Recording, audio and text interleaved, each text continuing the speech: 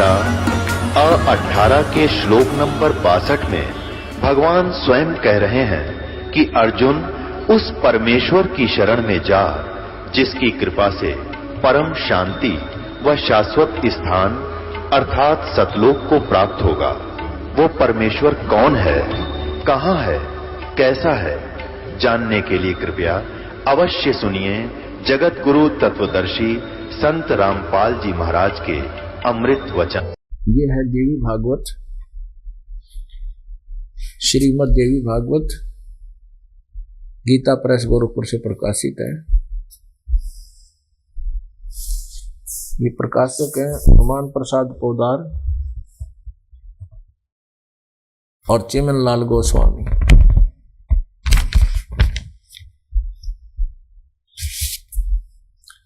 प्रकाशक व मुद्रक है गीता प्रेस गोरखपुर, गोविंद वन कार्यालय, कोलकाता का संस्थान। ये इनके फैक्स और फोन नंबर है। इसके 123 पृष्ठ पे, ये 123 पृष्ठ पे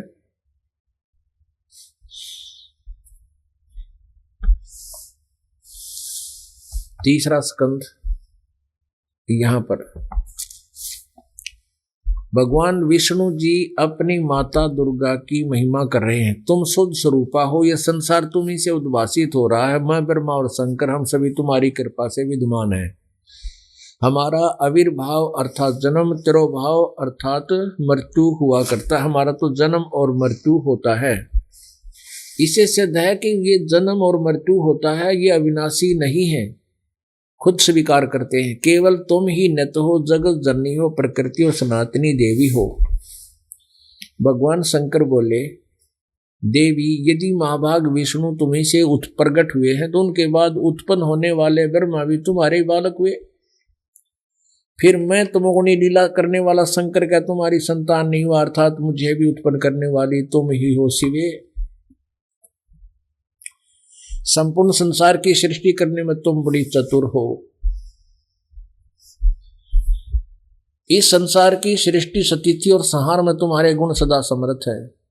उन्हीं तीनों गुणों से उत्पन्न हम ब्रह्मा, विष्णु एवं शंकर नियमानुसार कार्य में तत्पर रहते हैं।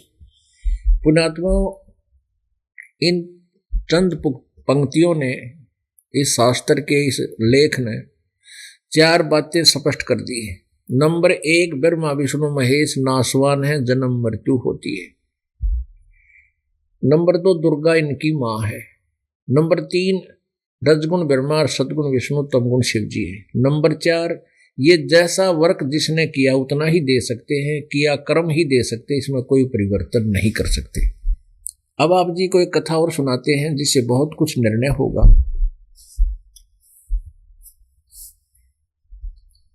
एक बार पार्वती जी की मृत्यु 107 बार हो चुकी और भगवान शिव जी इनसे इतना प्यार करते थे, इतना लगाव करते थे, इतनी ममता थी इनमें। पार्वती मर जाती थी, भगवान शिव जी हाहाकार करते रहते थे। एक कथा है कि एक बार पार्वती जी अपने पिता राजा दक्ष की हवन कुंड में छलांग लगा कर जल गई थी, खत्म हो गई थी। भगवान शिव जी उस जले हुए अस्थियों को, हड्डियों को, अस्थि पिंजर को इतने पागल हो गए उनके मोह में, ममता में, उस अस्थियों को लिए हुए 10,000 वर्ष तक पागलों की तरह पार्वती पार्वती करते फिरते रहे। इतना प्यार करते थे उससे।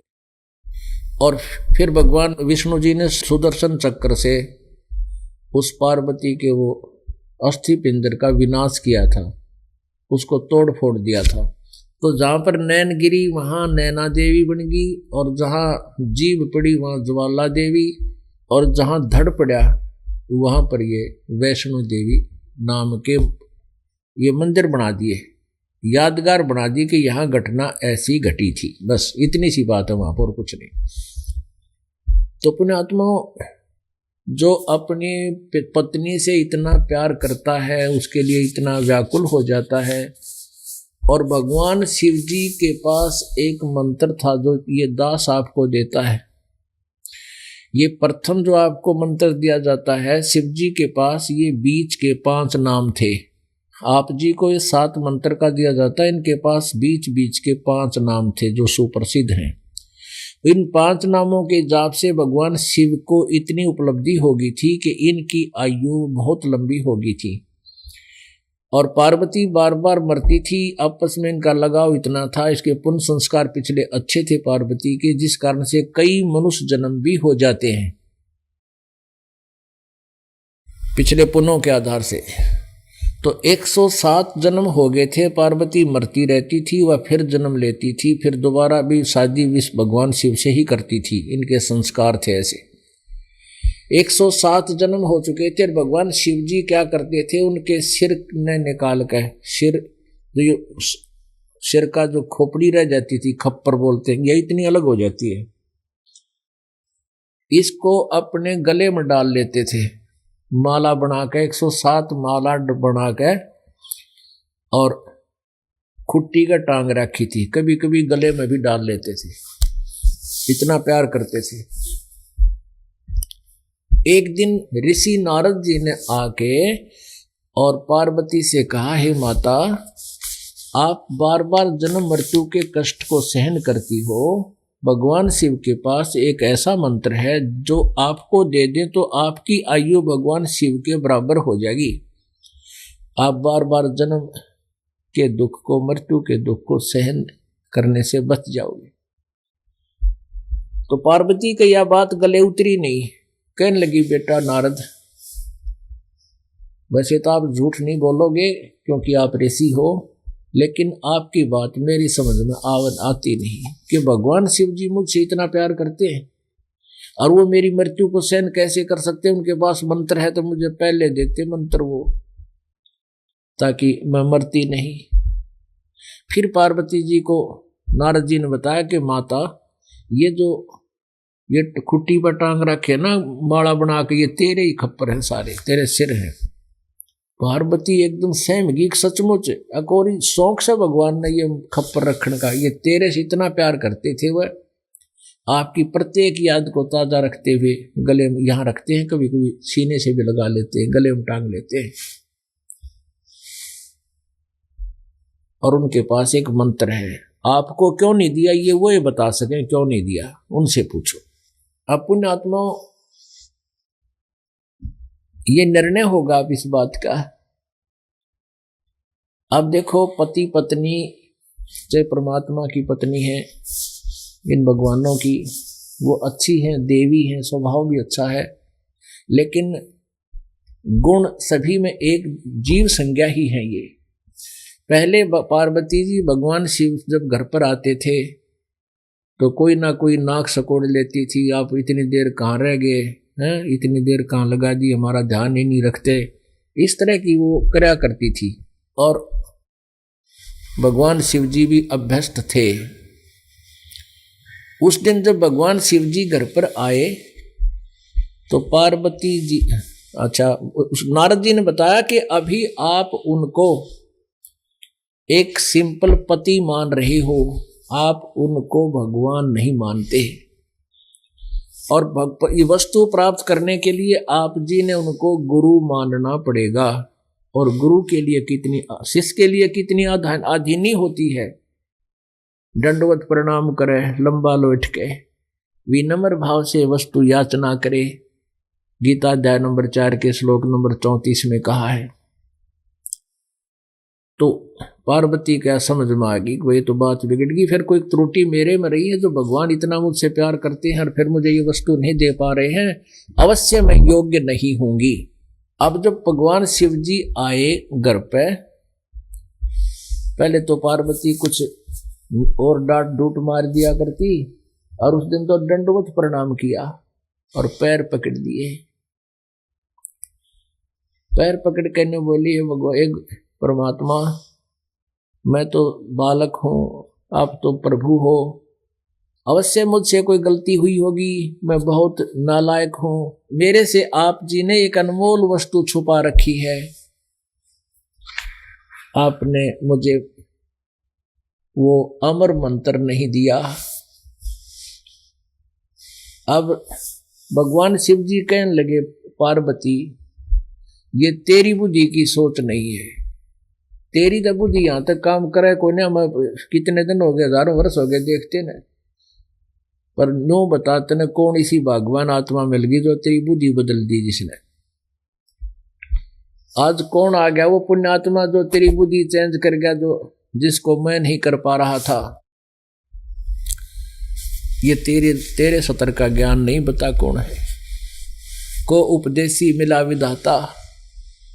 अब थोड़ा सा आपको ये वार्ता उस सच्चिदानंद घन ब्रह्म की वाणी के माध्यम से सुनाते हैं, इससे आपका इंटरेस्ट भी बढ़ जाएगा और इस वाणी से आपके पाप भी कटते हैं। शंखों दे दरी तन योनी, नो तत्के का बीज न भूनी, मोक्ष मुक्ति का लख्या न भेवा, भरम में पुत्र व्यास सुख देवा। सतगुरु मिला महादेव बंका, 84 की मिटी न शंका। 78 जन्म गौरी भरमाई, शिव को रुंड माला गल लाई। 108वां जन्म था, 78 108वां जन्म था इस पार्वती का। पुण्यात्मा बहुत से कंसेप्ट क्लियर होंगे इन कथाओं से। जैसे क्या कहते हैं भाई, भगवान के दर्शन हो जाए बस बेड़ा पार हो जाए। भगवान के दर्शन से बेड़ा पार नहीं होगा, वो तो अच्छी बात है, दर्शन हो गए तो अच्छी बात है, लेकिन भगवान के पाने की विधि प्रॉपर होगी, उस मंत्र से मोक्ष होगा। ये भगवान शिव जी के साथ रहा करती पार्वती, उसकी तो धर्मपत्नी थी, वो धर्मपत्नी है, वो कति साथ रहा करती एक के घर में, रोज दर्शन सोवे करा करती, उसका मोक्ष नहीं हुआ। उस मंत्र से मोक्ष होगा। अब सुनना ध्यान से। 78 जन्म गौरी भरमाई, शिव को रुंड माला गल लाई। अर्ध शरीरी देवी गौरा, जिनका थीर भयानी भोरा। अर्ध शरीरी अर्धांगनी, स्त्री को अर्धांगनी मानते हैं, सबसे निकटतम रहने वाली। तो कहते हैं उस वो भी पार ना हुई, भगवान की शिव जी की अर्ध शरीरी थी, वह तो अर्धांगनी थी, उसका भी जन्म मृत्यु नहीं समाप्त हुआ। क्या बताते हैं? अर्ध शरीरी देवी गौरा, जिनका थिर बयानी भौरा, यानी उसका भी जीव सथिर नहीं हुआ, जन्म मृत्यु में थी। नारद मुनि उपदेश बखाना, गिरजा सुनो मोक्ष पद ज्ञाना। सुन हे देवी गौरा माई, 68 तीर्थ पर भी नाई। पिंड प्रदान किए कै बारी, खुली नहीं ये मुक्त द्वारी।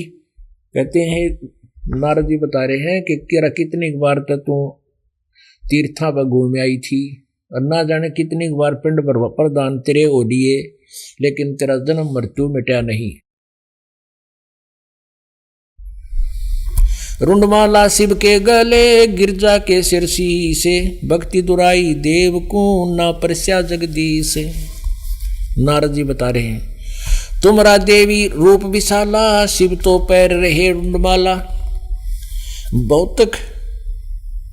बहुतक प्रलय हो जाई, लंबी उम्र शिव कलमाही। दीर्घायु शिव है अनुरागी, तुम देवी गौरी दिल त्यागी।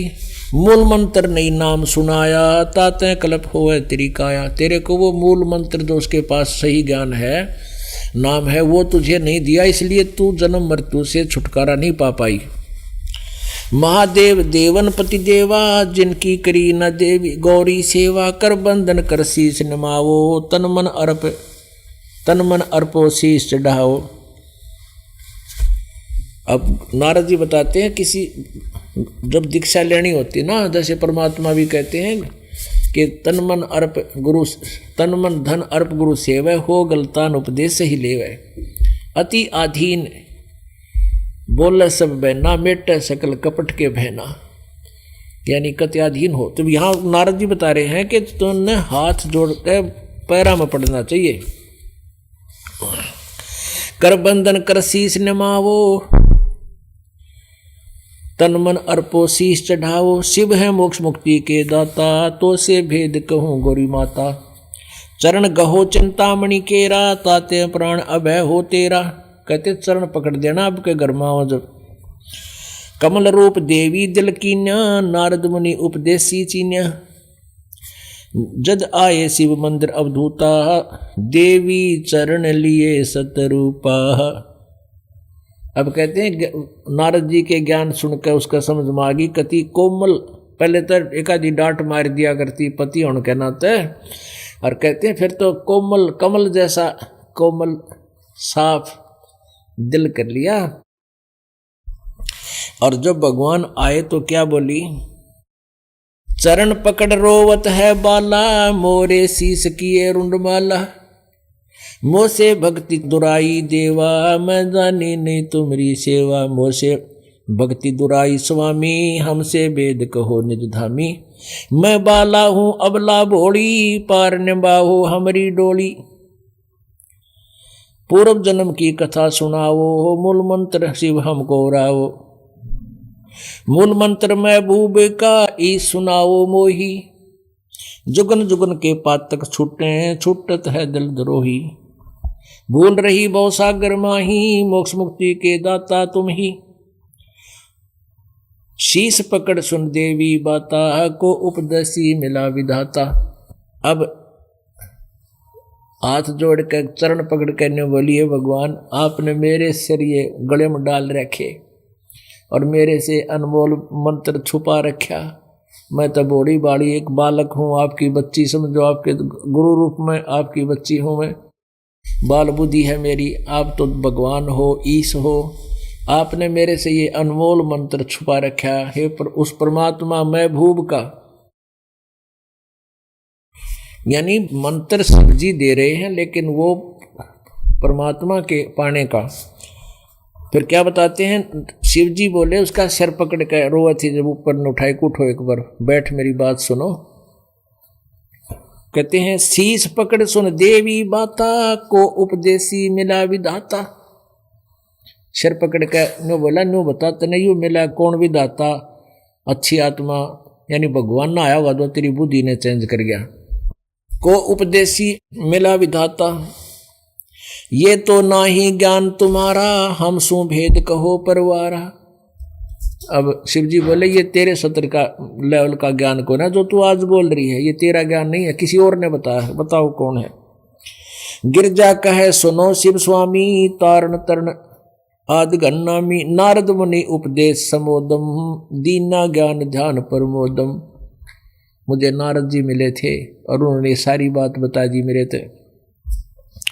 शिव समर्थ बोलत है जब भी, गौरी ज्ञान सुनाया तभी, कोट कलप जुग पर ले बीती, ज्ञान ध्यान सभी परचिति, तुमरा मन नारद मुनि फेरा, सुनो ज्ञान तुम गौरी मेरा। बनखंड चलो गौरी दीवानी, पंछी सुने ना हमरी वाणी।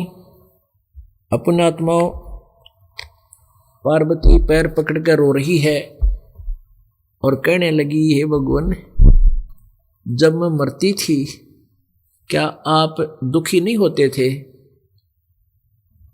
आप दुखी नहीं होते थे। भगवान शिव जी कहता है कि मैं कितना दुखी होता था वो मैं ही जानता हूं। सारी कथा बताई कि एक बार तेरी मृत्यु हो गई थी, राजा दक्ष के दरबार में तू जलकर मर गई थी, तेरे शरीर अस्थि पिंजर न ठाए 10,000 वर्ष तक पागलों की तरह सीने से लगाए फिरता रहा।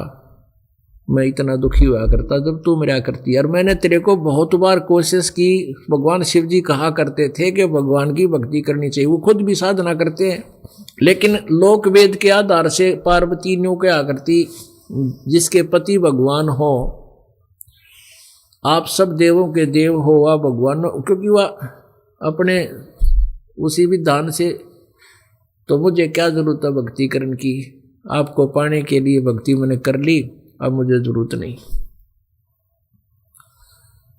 आप तो परमात्मा हो, मैं और क्या पाऊंगी इससे आगे। इतनी बुद्धि का सत्र है देवियों का और देवताओं का।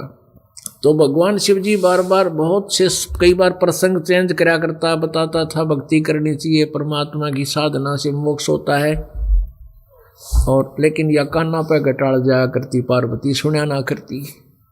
तो भगवान शिव जी कहता है कि पार्वती मैंने कोशिश तो बहुत करी पर तूने मेरी एक नहीं सुनी। ऐसे समय में ये मंत्र मैं तुझे दे नहीं सकूं था। कैसे कि जैसे एक सीप होती है, सीप जिसमें मोती बनता है, एक जीव होता है समुद्र में, और आपने ये छोटे मोटे तालाबों में देखे होंगे, शंख जैसे आकार के सख्त सी धातु बन जाती है उनके शरीर पर, अंदर कीड़ा होता है, उसमें जीव होता है। ऐसे एक सीप होती है चपटी सी, ऐसे सख्त से शंख जैसे उसका कवर होता है, शरीर होता है, उसमें एक जीव होता है, सीप बोले उसने।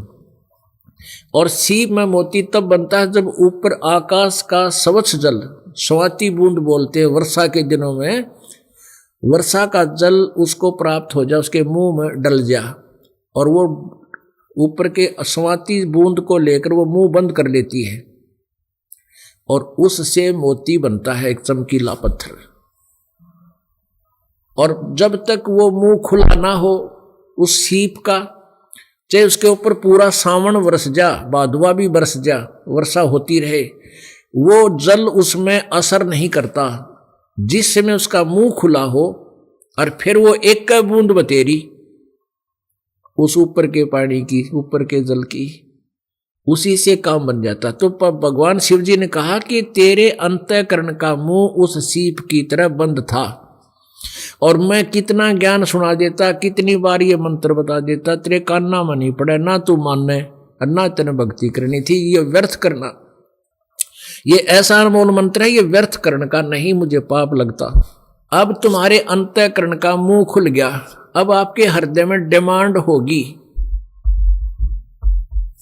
अब तेरी चाह इतनी प्रबल होगी है, और अब मैं ये मंत्र आपको दूंगा, आपके अंदर उस सीप की तरह मोती बन जाएगा। और नहीं तो मैं सुनाता रहता, ये ऊपर कर जाता, कोई असर तेरा होना नहीं था। फिर उनको वहां जहां आजकल अमरनाथ बना रखा है वो स्थान, वहां ले गए, कहने लगे पार्वती एकांत स्थान पर चल। ये ऐसा अनमोल मंत्र है, ये किसी और प्राणी अन्य अधिकारी के कान्ना में पढ़ना नहीं चाहिए। पुणात्माओं, ये राक्षस कैसे बन गए? अब ये कैसे बन गए राक्षस के? ये नाम भी ले लेते गुरुओं पे, ऋषि, ये सारे ब्राह्मण थे, आम जनता ही थी, अच्छी आत्माएं थी, ये नाम भी ले लेते, मंत्र ले लेते गुरु जी से, फिर विकार छोड़ते नहीं, मंत्र भी जाप करते रहते, विकार भी करते रहते, तो उनमें सिद्धियां आ जाती। विकारी प्राणी में फिर बकवाद गणी होती है, वो बकवाद करने लगे, तो ऐसे फिर वो सिद्धियां आने से उन देवताओं को सतान लगे, अलग ग्रुप बन गया, वो राक्षस करने लगे। तो इसलिए इस मंत्र को आम प्राणी को नहीं दिया जा सकता। पहले इसके लिए तैयार किए जाते हैं, ज्ञान समझाया जाता है, नियम बताए जाते हैं, उनको पोलाइट बनाया जाता है, विनम्र बनाया जाता है, तब ये मंत्र दिया जाता है। नहीं तो इस मंत्र को पाके उनमें शक्ति सिद्धियां आ जाती हैं। इसलिए ये मंत्र आम व्यक्ति ना तो दे सकता, अधिकारी से ही दिया जाता, अधिकारी का दिया हुआ लाभ देता, वैसे नहीं देगा। और आम व्यक्ति को बता दिया तो उसका दुरुपयोग करेगा, वो हानिकारक हो सकता है। तो इसलिए ये मंत्र गुप्त रखे जाते हैं। तो जहां आजकल अमरनाथ बना रखा है, वहां एक सूखा वृक्ष था, कति बिल्कुल सूखा खड़ा था, उसका टहनी टानी वो रह रही थी। उसके वृक्ष की खोगड़ में, उस सूखे वृक्ष में एक सुराख बना लेते हैं पक्षी, उसमें एक तोते ने अंडे दे रखे थे। भगवान शिव जी वहां बैठ गए जाकर उस पेड़ के नीचे, और इतने पहाड़ों पर ऊपर पार्वती को बैठा लिया, और वहां अपने हाथ से ऐसे 3 बार जोर की हथेली से आवाज कर दी। तो इतनी जोर की आवाज हुई, वहां पहाड़ियों की वैलियों में से गूंजती हुई, इतना भयंकर आवाज हो गया कि वहां आसपास के पक्षी जो थे वो सब भाग गए दूर उड़कर, वहां कोई जीव नहीं रहा। उस अंडे में, जो खोगड़ में अंडे थे, जो स्वस्थ अंडे थे, वो तो बच्चे बनकर उड़ गए उस इतनी ही ताड़ी से, ऐसी उनकी अपनी भक्ति से ऐसी उन बौछार की।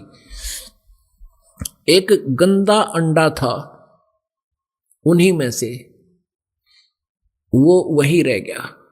अपनी आत्माओं, जैसे आप ये अस्थियां चुनते हो ना, फूल उठा के गंगा में गेर का हो, डाल का हो, इसका कारण क्या है कि पहले तो इन ज्ञानहीन ऋषियों ने, ब्राह्मणों ने भक्ति गलत कराई, भक्ति गलत करने से वह भूत बन गए।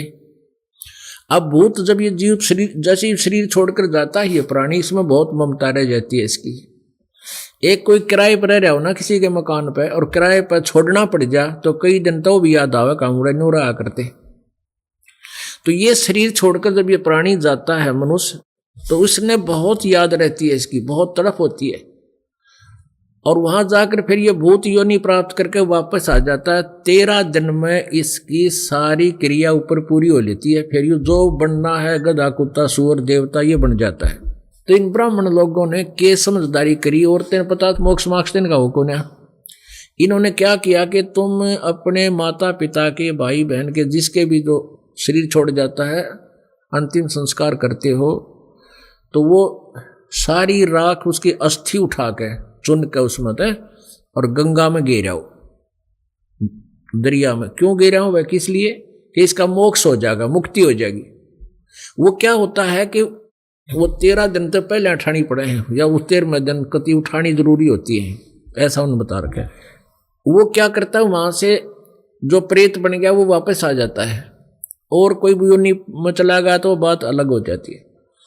तो भूत बनते ही वो अपने घर पर होगा।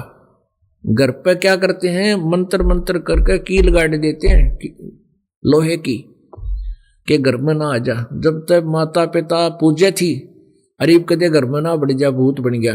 वो क्या करता है, फिर देखता तेरा शरीर कहाँ गया, उठा कर ले गए, शमशान घाट पर पहुंच जाता है। तो वहां वो क्या करता है, वो अस्थियों के चिपक जाता था, जैसे पहले उठाते नहीं थे, फिर ये क्रिया शुरू करी। उन अपने शरीर को ढूंढता है ऐसे, वहां वो राख में एक भी हड्डी अपनी पा जाए ना उसने, एक हड्डी भी उसके भी चिपक जाता है मेरी है। और फिर ये जंतर मंत्र करने वाले सेवड़े सिद्ध उन हड्डियों को उठा लाते थे, और उन हड्डियां के चिपया वो भूत आ जाता था। फिर उसको अपनी सिद्धियों से लेकर के कंट्रोल कर लेते थे, फिर उस जीव का दुरुपयोग करते हैं। तो इन ब्राह्मणों ने ये चतुरता कर दी कि वो आवेगा भूत बनेगा, पक्का है, गारंटीड है। और बनते ही फिर वो शमशान घाट पर जावेगा, उन हड्डियों का चिपकेगा, और ये जंतर मंतर करनी है, इसको उठा ले जाएंगे। और उसको वहाँ शरीर नहीं मिलेगा तो वो कहीं और चला जाएगा, छोड़ कर वहाँ से दूर भाग जाएगा। अब ये तो उनकी अपनी सोच थी। कहने का भाव हमारा ये है, आप दास ये समझाना चाहता है कि ये प्रक्रिया है, इस जीव की स्वभाव है। जैसे वो गंदा अंडा हो गया और उस जीव का संस्कार था उस गंदे अंडे में, ऐसे ही उसकी मृत्यु होनी थी। वो अंडा खराब होना था, और वो जीव पहले ही उसमें भेज दिया जाता है कि तेरा संस्कार वियो है ऑटोमेटिकली। तो कुछ दिन ही उसमें रहने से वो जीव उसको अपना मान लेता है, और वो जीव आत्मा उस गंदे अंडे के चिपकी बैठी थी। अंडा तो खराब हो चुका था, वो स्वस्थ नहीं बनना था, बच्चा तो बनना नहीं था, आत्मा उसका चिपकी बैठी थी कि यो मेरा है, उसके अंदर ही पड़ी थी वह। तो उधर से भगवान शिव जी ने पार्वती को पहले तो कथा सुनाई जाती है कि हमारे शरीर में ऐसे कमल हैं, मूल कमल में गणेश जी का वासा, स्वाद, फिर दूसरा कमल है उसमें ब्रह्मा जी का वासा, फिर नाभि कमल में विष्णु जी और लक्ष्मी जी, स्वाद चक्र में सावित्री ब्रह्मा जी, कंठ कमल में दुर्गा जी, ऐसे ऐसे सारी बताई जाती हैं। ऐसे भगवान है, ऐसे भक्ति करनी चाहिए। तो वो प्रवचन जो दिए और फिर ये मंत्र सुनाने लगे, ये 5 मंत्र आपको दिए जाते, यही मंत्र पार्वती को भगवान शिव ने दिए थे, जो आप जी को 7 देते हैं। अब क्या है कि 5 मंत्र तो यहीं तक के हैं इन कमलों को खोलने के, और पहला और लास्ट वाला जो मंत्र है ये पूर्ण परमात्मा का है। तो इसके साथ अगर ये हम नहीं मिलाते तो ये फिर इनका कुछ और ही प्रारूप बन जाता है।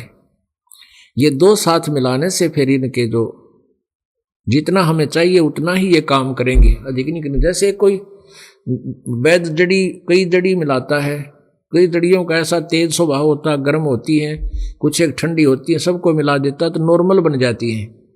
यदि गर्म ही खिला दी जाए एक ही तो वो अलग ही गुण होगा, अलग ही लाभ देगा, वास्तविक लाभ नहीं दे पाओगी। इस प्रकार इन सभी को मिलाकर एक औषधि बनाई है। आपने देखा होगा शिव पुराण में, विष्णु पुराण में कई जगह लिखा है हरम हरम हरम, कितने लिखा है श्रम श्रम श्रम, तो ये वही मंत्रों को कोई तो लौंग लौंग खा रहा है, कोई लाची लाची चावल लाग रहा है, और हमने इसकी एक वो बना दी जड़ी सब की। तो वो अलग गुण था, अब इसका कुल मिलकर सारा का एक सही लाभ देंगे, रोग काटेंगे। तो पार्वती जी को जब मंत्र सुनाने शुरू किए तो वो गंदा अंडा भी इन मंत्रों के प्रभाव से स्वस्थ हो गया और उसमें बच्चा निकल आया, तोते का बच्चा भी प्रफुल्लित स्वस्थ हो गया। अब पार्वती तो समाधिस्थ होने लगी, आनंद सान लग गया, उसने मदहोश होगी, अंदर कमलों के ऊपर उसकी नजर दृष्टि पहुंच गई, वो तो लागी अंदर फिल्म देखने, बोलना बंद कर दिया। उधर से तोते के बच्चे ने स्वीकृति देनी शुरू कर दी, हाँ हाँ हाँ हाँ ऐसे करने लग गया। तो भगवान शिव ने देखा भी पार्वती तो ध्यान मग्न है, बोला कौन है, किसने सुन लिया ये मंत्र, ये तो बात बिगड़ गई। जब देखा उसने खड़ा होकर तो पक्षी उड़कर भाग लिया, उड़ लिया। भगवान शिव जी पीछे पीछे भी सिद्धि से उड़ लिए कि इसको मारूंगा नहीं तो ये आगे कहीं दुखी करेगा, ये इसने मंत्र सुन लिया, सिद्धियां इसमें आ जाएंगी, ये परेशान करेगा भक्तों को, जनता को, इसको खत्म कर देता हूं। पीछे भाग लिया। तो पक्षी ने जाके वहां व्यास जी की पत्नी, वेद व्यास जी की पत्नी ने जमाई ली, अपना शरीर छोड़ के उसका सूक्ष्म शरीर से उसके मुंह के माध्यम से गर्भ में लगा पेट में।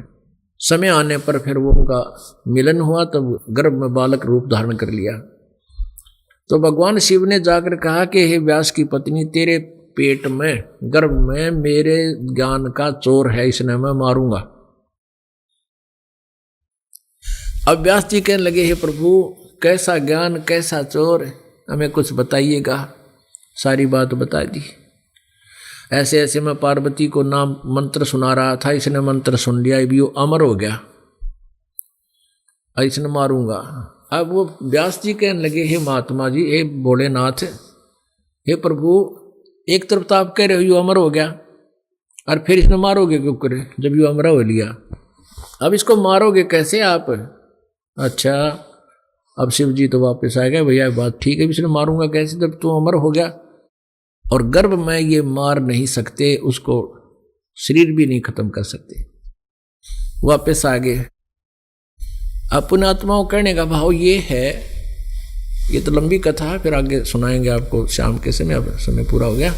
तो कहने का भाव ये है कि जैसे पार्वती जी को जहां अमरनाथ स्थान बताया जाता वहां यो मंत्र मिल रहा था, जिसका पार्वती ने फिर आजीवन जाप करना पड़ेगा, कर रही है, जिससे उसकी आयु इतनी होगी जब तक भगवान शिव की मृत्यु नहीं होगी, पार्वती आगे मरे को नहीं, इसके बराबर की उम्र होगी, फिर ये दोनों मृत्यु को प्राप्त होंगे।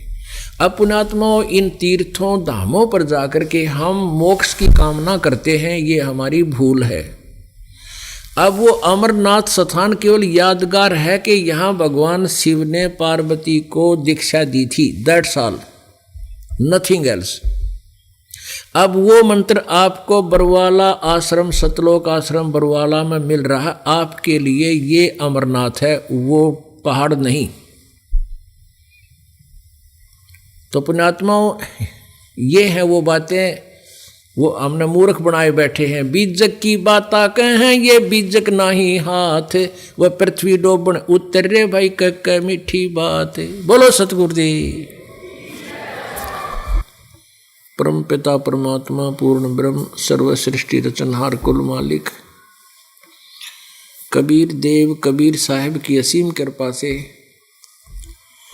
आप जी को ये सत्संग उपलब्ध हुआ। परमात्मा बताते हैं, सत्संग की आधी घड़ी और तप के वर्ष 1000 तो भी बराबर है नहीं, कहें कबीर विचार। मात पिता मिल जावेंगे, मात पिता मिल जावेंगे 184 में, सतगुरु सेवा और बंदगी भाई फेर मिलन की ना। परमपिता परमात्मा कबीर जी ने, उस सत्य पुरुष अमर पुरुष ने हम काल जाल में उलझी हुई आत्माओं को अपना निज ठिकाना मनुष्य जीवन का मूल कर्तव्य आकर बताया। सतलोक से चलकर आते हैं, यहाँ नाना प्रकार की लीलाएं करते हैं। वो परमात्मा कबीर जी है जो ऐसी लीलाएं करते हैं जो परमात्मा किया करते हैं, क्योंकि वो स्वयं प्रभु हैं, परमेश्वर हैं। और वही उसी प्रकार की लीलाएं सदग्रंथों के अंदर विद्यमान हैं। जिन सदग्रंथों को हम सत्य मानते हैं, उन्हीं सदग्रंथों में परमात्मा की लीलाओं का वर्णन विस्तार से कहा गया है। उनको हम समझ नहीं पाए थे क्योंकि हमारे पास तत्व ज्ञान नहीं था। तत्व ज्ञान के अभाव से हम अपने सदग्रंथों से अपरिचित थे। वेदों को पढ़ने वाले वेदों को समझ नहीं सके, पुराणों को पढ़ने वाले पुराणों को समझ नहीं सके, श्रीमद् भगवत गीता के पढ़ने वाले गीता को समझ नहीं सके। जिस कारण से हम सभी भ्रमित रहे। लोक वेद बना करके उन नकली गुरुओं ने हम सभी भोली आत्माओं को शास्त्र के विरुद्ध ज्ञान प्रचार कर दिया, लोक वेद सुना दिया। जिस कारण से हम परमात्मा की भक्ति भी करते रहे, साधनाएं भी करते रहे जो शास्त्र विरुद्ध थी। शास्त्र विधि को त्याग कर जो मनमाना आचरण था वो साधनाएं करते रहे, कठिन से कठिन साधनाएं की, लेकिन ईश्वरीय लाभ प्राप्त नहीं हुआ। परमेश्वर का लाभ हमें प्राप्त नहीं हुआ। ना कोई दुख में न कोई संकट टला, ना कोई एक्स्ट्रा लाभ हुआ। जिस कारण से प्रत्येक प्राणी परमात्मा की साधना करते करते थक चुका और आखिर में नास्तिकता की ओर चल पड़े।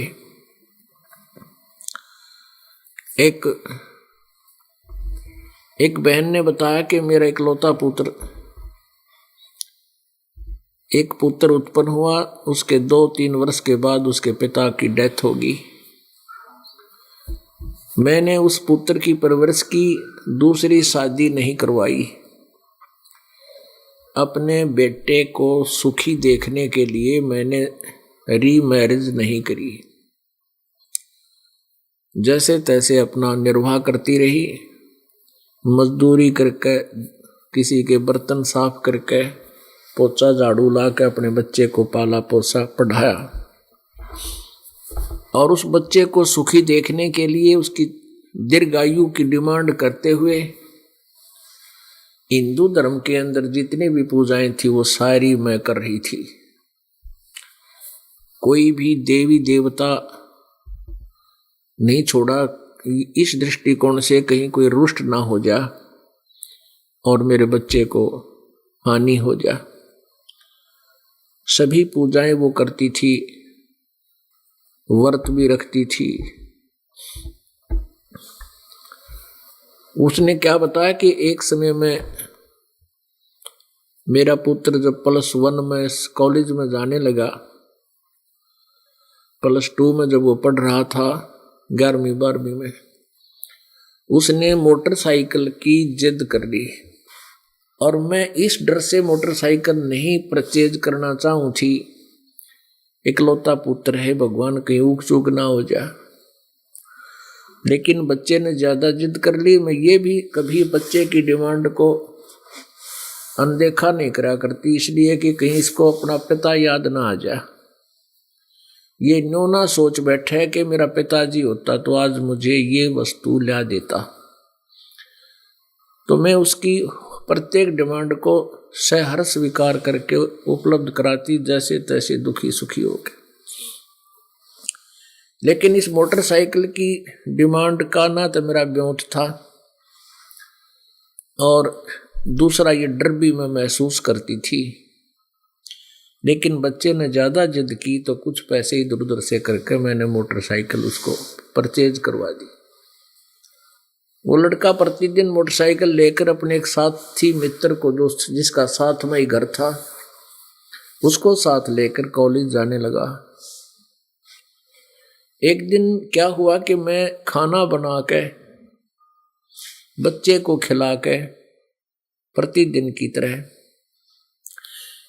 बच्चे को खाना खिला दिया। वो खाना खाकर अपने मित्र को जैसे रूटीन में जाता था चला गया, और मैंने रोटी शेष खाना बचा बनाया, रोटियां बनाई और रोटी खाने के लिए बर्तन में डाली थी। इतने में क्या देखा कि उसका साथी दौड़ा दौड़ा आया। आते ही उसने जोर से आवाज लगाई, आंटी आंटी। हाँ भाई क्या हो गया? उस लड़के के भी कपड़े फटे हुए, महसूस तो हो गया कि कोई घटना घट गई। लड़के ने बताया कि भाई का एक्सीडेंट हो गया मोटरसाइकिल का और काफी चोट लग गई है। ऐसे ग्रास किया था खाने के लिए मुंह की तरफ, वो वहीं से वहीं छूट गया। सिर पर कपड़ा नहीं, पैर में चप्पल नहीं। वो लड़का भी दौड़ लिया, मैं भी उसके पीछे पीछे दौड़ती दौड़ती घटनास्थल पर पहुंची। वहां मोटरसाइकिल टूटी पड़ी थी। लड़के को उठाकर हॉस्पिटल ले जा चुके थे। वहां भी काफी रक्त बहा हुआ था, खून बहा हुआ था। जब हॉस्पिटल में पहुंची तो जाते ही पता लग गया कि लड़के की डेथ होगी। हॉस्पिटल का टक्कर मारी मैंने दीवार के, मेरा सिर फट गया, बेहोश होगी, 7-8 टांके आए। अब वो पुत्र भी नहीं रहा। उसके बाद मैंने सारे देवी देवता की उठा के वह तस्वीर कुर्डिया पे फेंक दी बाहर उठा के। जब मैं होश में आई, कहीं भगवान नहीं है। पुण्यात्माओं, काल यही चाहता है कि ये सब नास्तिक हो जाए, कलयुग में खासकर, क्योंकि कलयुग में परमात्मा की और इस काल की एक एग्रीमेंट हुआ था। काल ने, इस ब्रह्म ने कहा था 21 ब्रह्मांड के स्वामी ने कि हे प्रभु, आप 3 युगों में जीव कम ले जाना, सतयुग त्रेता द्वापर में, और कलयुग में कितने ही जीव आप यहां से ज्ञान देके अपना ज्ञान समझा कर ले जा सकते हो। तो कलयुग में काल ने ये नाना प्रकार के मजहब बनवा दिए और भिन्न भिन्न प्रकार की ये पूजाएं शुरू करवा दी, जिन पूजाओं के करने से प्राणी को कोई लाभ नहीं होता। तो वो बहन एक दिन सत्संग में आ गई। हम 5-5, 7-7 दिन के सत्संग किया करते थे नगर नगर में जाकर। तो हमारी एक बहन ने, हमारी शिष्या थी जो, उसने उस बहन को कहा कि आप सत्संग में चलो, आप तो सारा दिन दुखी रहती हो। आंखें उसकी जैसे लाल हो जाती हैं, ऐसे लाल आंखें हो रही बेचारी की, बुरा हाल। भले वो लड़के की डेथ को 1.5 साल हो गया था, लेकिन भूल नहीं पड़ती इस तरह की आपदा जब जीव पा जाती है। तो उसने काफी कहा, वो तो नहीं मानती थी, कहती कितना भगवान नहीं, मैं ना मानती। तो हमारी शिष्या ने, बहन ने काफी समझाया और अपने दुख बताए, हमारे साथ ऐसा हुआ ऐसा हुआ, उन हमारे रिश्तेदार के साथ। ऐसा कहने का भाव यह कि 2-3 उदाहरण दिए उसने आसपास के और भक्तों के, वो भी उनसे भी मिलाई। अब वो बहन कह रही थी जी मेरी एक इच्छा थी, चलो जो हो लिया सो हो लिया, इसका नाश्ता इसका हो लिया, कति जिसके ऊपर यह आश्रित थी वो खत्म हुआ। अब यह कम से कम अपना जीव कल्याण करा लेगी, इसका ऋषि के साथ जीवन हो गया। अब दुख तो हो लिया जो होना था। तो उसने काफी कहने से वो कहने लगी, 2-4 उदाहरण सुनकर कहने लगी, चलो जो हो लिया सो हो लिया, तू अपना कल्याण तक करा ले। ये सब कहते जी आपके ये कैसेट सुनाई। पहले ऑडियो कैसेट हुआ करती थी जो टेप रिकॉर्डर में चलती थी। क्या बता रखा था उसमें, क्या मांगो कुछ थिर न रहाई, देखत नैन चला जग जाई। एक लख पूत सवा लख नाती, उस रावण के दीवान बाती।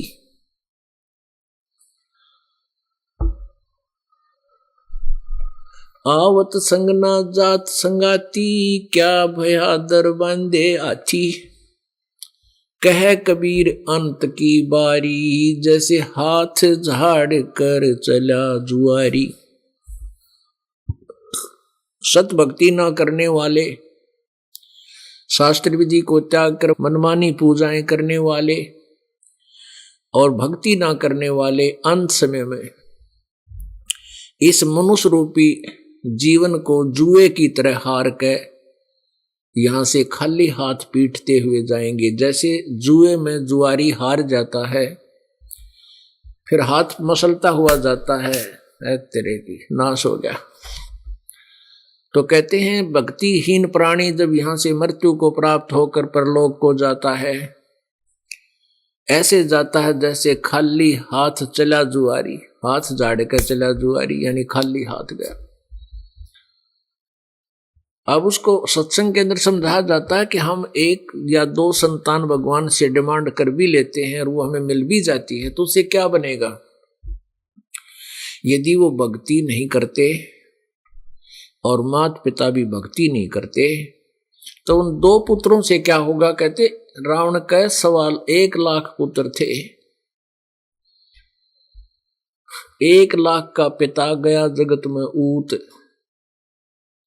ऊत माने निसंतान बे औलादा, यानी उसके सामने 1 लाख पुत्र की मृत्यु होगी। एक का पुत्र की मृत्यु हो जाती है, टक्कर मारता प्राणी। वो जब खुशी हुई और मरण लग गए, जब कितना दुख होया होगा उस रावण को, अंदाजा वही लगा सकता है जिसके कभी डेथ हुई वो पुत्र की। तो परमात्मा ये बताना चाहते हैं सत्संग के माध्यम से, मन तू सुख के सागर बस रे भाई, और न ऐसा यस रे। मन तू सुख के सागर बस रे भाई, और न ऐसा यस रे। अब जैसे हम यहां चाहे कोई नेता बन जाता है और भक्ति उसने की नहीं, उसका भले ही हमने कोई स्टेच्यू बना रखा हो, उसकी कोई मूर्ति बना रखी है, और वो पिछले पुण्य को समाप्त करके मनमाने कुत्ते की योनि में भटक रहा हो, और बाकी उसके उस मूर्ति के आगे जाके हर महीने कोई एक व फूल चढ़ा दे, माला गाल दे, उसके जन्मदिन न मना ले, उससे क्या लाभ हो गया उसको? वो क्या यश हुआ? वो नकली यश है। मन तू सुख के सागर बस रे भाई, और न ऐसा यश रे। सर्व सोने की लंका होती, रावण से रणधीरम। सर्व सोने की लंका होती, रावण से रणधीरम। एक पलक में राज विराजी, वो जम के पड़े जंजीरम। मन तू सुख के सागर बस रे भाई, और न ऐसा यश रे।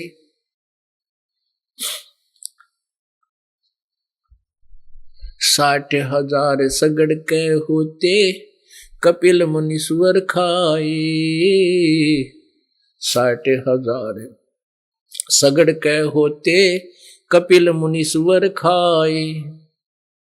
एक सपुत्र उत्तान पात का, वो परमात्म पद पाए। मन तू सुख के सागर बस रे भाई, और न ऐसा यश रे। अब परमात्मा हमें याद दिलाना चाहते हैं कि आप जी एक संतान से, एक संतान एक पुत्र को प्राप्त करके अपने आप को बहुत सुखी मान बैठे हो। राजा सगड़ के 60,000 बेटे थे, और उन्होंने एक ऐसी कुब दबाई, उस पूरी पृथ्वी के ऊपर बगीचे, एक बगीची यानी 10, 20, 50 पौधे पेड़ लगा दिए, एक तालाब खोद दिया, एक कुआं। ऐसा पूरी पृथ्वी पर खोदने लगे, किसी संत ने बता दिया कि भाई ऐसे करने से पुण्य होता है। तो ये यज्ञ होती है, एक कुआं खुदवा दे, एक तालाब खुदवा दे और एक बगीचा लगवा दे तो एक यज्ञ मानी जाती है। तो राजा सगड़ के पुत्रों को, राजा सगड़ को किसी तपस्वी ने, किसी संत ने जैसा ज्ञान था उसको बता दिया। तो राजा सगड़ ने सोचा ये 60,000 बेटे करेंगे क्या, इनको पुन पे लगा देता हूं। उन सारी पर 60,000 के थोड़े हुए पर तगड़े तगड़े होते थे पहले। तो उन्होंने पूरे अक्षेत्र को वो खोदने शुरू कर दिए, कुआं, बगीचा ला दे और एक तालाब बना दे, आगे को चले। और साथ में एक घोड़ा छोड़ दिया, उसके गले में एक लगा दिया वो पंपलेट सा, और उस पे लिख दिया कि कोई हमारे कार्य में बाधा करेगा तो घोड़े को पकड़ ले, हमारे साथ युद्ध कर ले।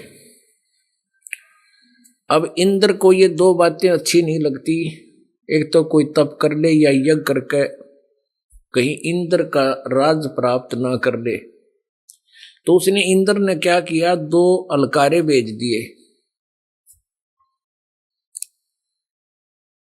2 दूत भेज दिए उन्होंने। उस रात के समय वो तो दिन में काम करे थे, थक के सो गए सगड़ के पुत्र।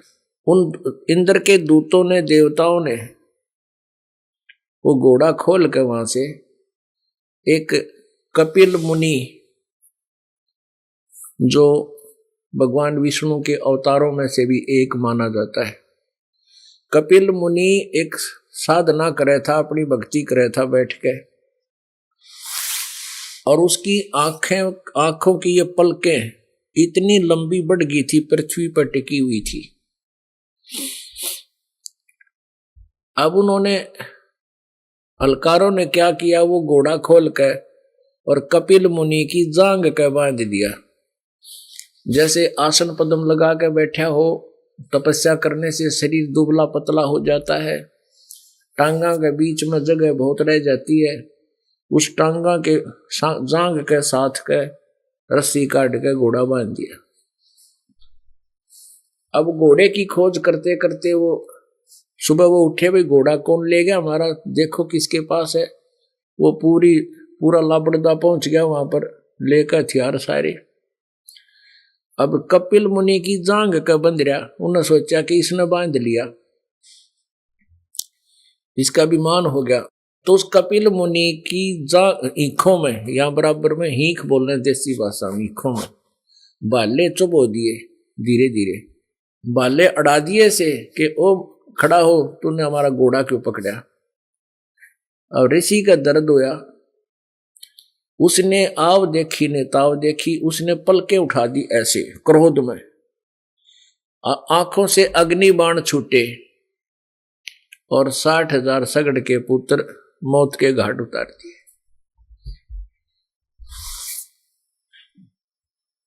परमात्मा ये याद दिलाना चाहते हैं कि यहां इस संसार में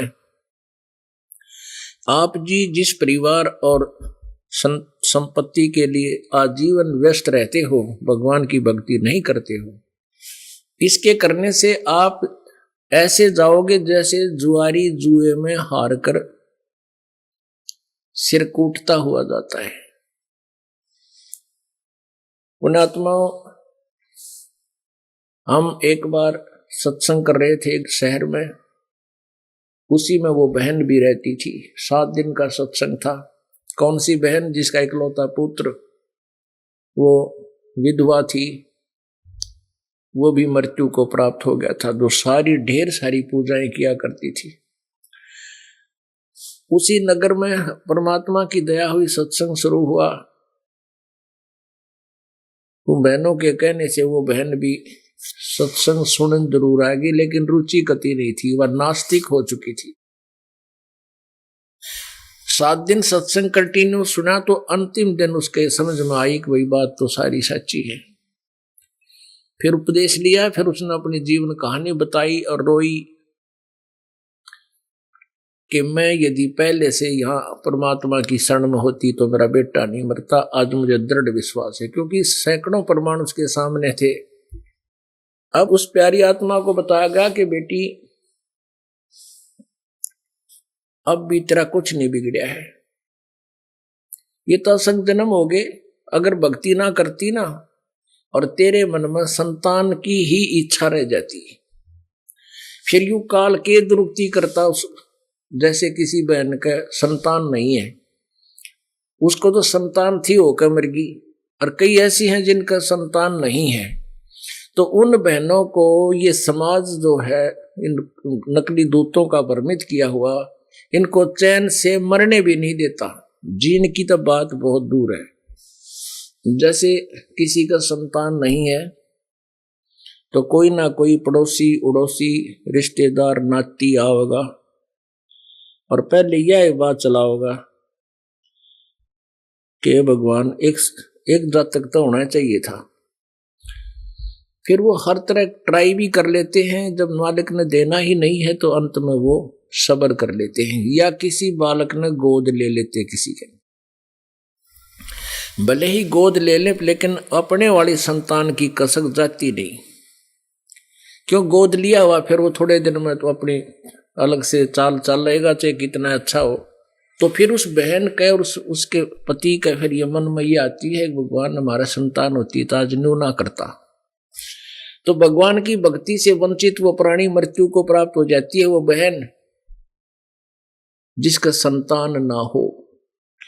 और अंत समय में भी उसके ये कसक रहती कि ये भगवान मेरा संतान ना हुई। अगले जन्म में उसने कहते कुतिया बनाओगा काल का सूरी, और एक ब्यांत में 12-12 जमेगी। फिर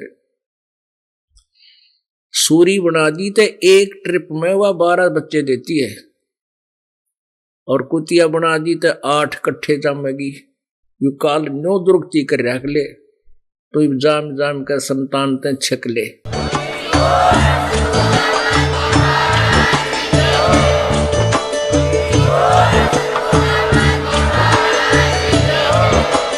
आप सुन रहे थे जगत गुरु तत्वदर्शी संत रामपाल जी महाराज जी के मंगल प्रवचन। अधिक जानकारी के लिए विजिट कीजिए हमारी वेबसाइट www.jagatgururampalji.org। संत रामपाल जी महाराज जी के शुभ आशीर्वाद से पूरे विश्व भर में 500 से भी ज्यादा नाम दीक्षा केंद्र हैं, जिन पर संत रामपाल जी महाराज जी द्वारा ऑनलाइन निशुल्क नाम दीक्षा दी जा रही है। अपने नजदीकी नाम दीक्षा केंद्र का पता करने के लिए संपर्क करें 8222880541।